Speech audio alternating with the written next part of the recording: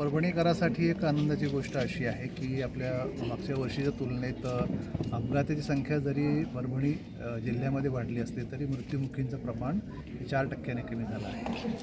परंतु आगामी पुढच्या वर्षांमध्ये येणाऱ्या कालावधीमध्ये ते 4%चं प्रमाण फक्त तेवढं न राहता 25-30% आपले मृत्युमुखीचं प्रमाण कमी व्हावं ह्या दृष्टिकोनातून महाराष्ट्र शासन जिल्हाधिकारी महोदय आणि SP साहेब यांच्या मार्गदर्शनाखाली परिवहन विभाग त्यांच्या समवेत येऊन रस्ता सुरक्षा अभियान हे जानेवारी महिन्यात राबवत आहे चालू वर्षी.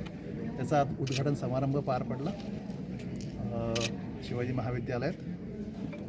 उद्देश एवढाच आहे परिवहन विभागाचा म्हणा, RTOचा म्हणा आणि जिल्हा प्रशासनाचा एकंदरीतच कुणाचाही रस्त्यावर जीव जाता कामा नये. त्यासाठी विविध यंत्रणा आपल्या आपल्या पद्धतीनं काय काय कामकाज करणार त्याचा आढावा आज आपल्याला घेता आला. प्रभावीपणे कारवाई इथून पुढे RTO विभाग करणारच आहे. रडार बेस एक व्हेकल आमच्याकडे येणार आहे ज्या ठिकाणी आपल्याला कोणालाही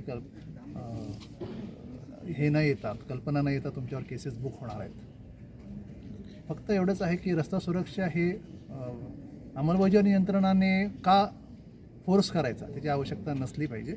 कुठलाही सुज्ञ नागरिक, सुजाण नागरिक जो चांगला व्यक्तिमत्व आहे ह्या जिल्ह्याचा तो जर स्वतःची काळजी घेत असेल, रस्त्यावर सुरक्षित राहत असेल तर यंत्रणांना जास्त काम करायची गरज उरणार नाही. एकच संदेश देऊ इच्छितो की रस्ता हा छोट्याशा कारणासाठी चुका होऊन जीव देण्याची जागा नाही आहे.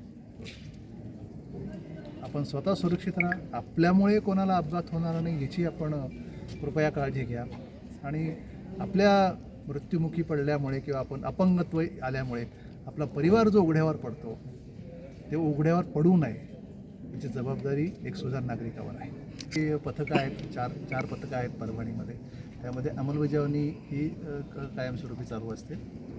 तुम्हाला एक सांगू इच्छितो की जे काय आम्ही केसेस करणार आहोत किंवा करत आहोत किंवा पोलीस विभागामार्फत मोबाईलवर बोलणारे जे काही केसेस पकडलेत त्यांचं लायसन आमच्याकडे येत आहे. त्याचं लायसन किमान 90 दिवसाकरता आम्ही निलंबित करतोच आणि इथून पुढे करणार आहोत. रस्त्यावर चालताना फोनवर आपण जर बोलत असाल मोबाईलवर तर तुमचं लक्ष त्या ठिकाणी असतं. ड्रायव्हिंग करताना लक्ष 100% तुमचं रस्त्यावर असलं पाहिजे. शेवटी काय नुकसान तुम्हालाच होणार आहे, त्या व्यक्तीलाच होणार आहे. मग लोकांनी ठरवावं की मोबाईलवर बोलून चालून आपण अपघात होण्याची शक्यता वाढवायची की ती टोटली नील करायची. मोबाईलवर नाही बोललं, तुम्ही घरी बोलायचं अत्यावश्यक असेल तर गाडी बाजूला लावा, बोला, संभाषण संपवा आणि परत गाडी चालवा. एवढंच मला परभणीकरांना आव्हान असेल.